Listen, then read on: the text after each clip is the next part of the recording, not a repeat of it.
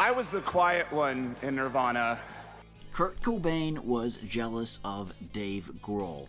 Well, that is according to this man, Michael Azerrad, who wrote the 1993 biography, Come As You Are, The Story of Nirvana. Now, this book has gotten a 30th anniversary release as a deluxe edition, and that was released in October of 2023.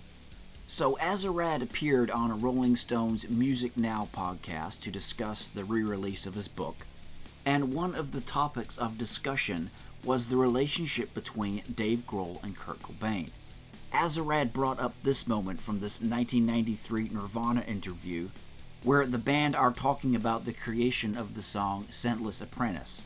Of course, it was Dave Grohl that came up with the main guitar riff for that song, and Azerrad points out how Cobain calls the riff boneheaded.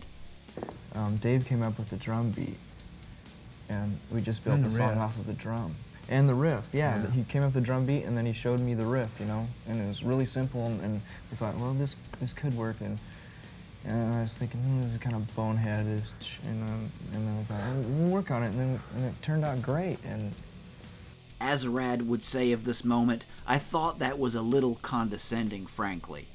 Another quote by Cobain was brought up in the podcast, too, where they thought Cobain again was being condescending towards Grohl when he said, "He's the most well-adjusted boy I know."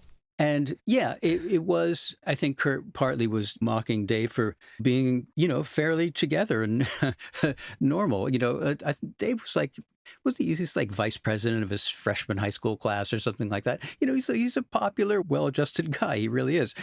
And I think partly Kurt was making fun of that because he wasn't a freak like Kurt. And he also was jealous. I think Kurt was a little bit jealous of Dave because Dave did have his act together.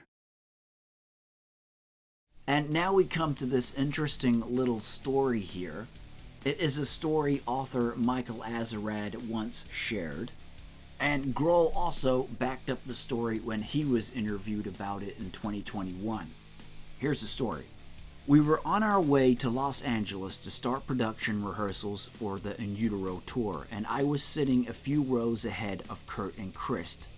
I could hear Kurt saying, "I think we need a drummer that's more rudimental along the lines of Dan Peters, who was the guy they almost hired when I joined the band."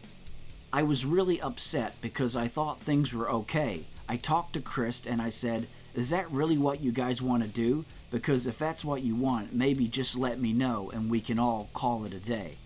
I eventually talked to Kurt about it and he said, "No, that's not what we want to do. I just felt like it's up to you guys what kind of drummer you really want, and they decided I should stay." So maybe some of you have heard that little story before, some may have not. Interesting, if nothing else. So this was certainly the idea that author Michael Azerrad was pushing forth, that Cobain was jealous of Grohl. At least a bit anyway. There is no doubt Dave Grohl was breaking into his own towards the end of Nirvana, putting a bit more focus on recording and releasing some of his own music.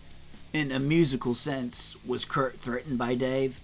This was the notion that Azerrad was putting forward. However, there was this comment by Cobain in that same 1993 MTV interview that we touched on before, where it seemed Cobain was all for collaborations within the group.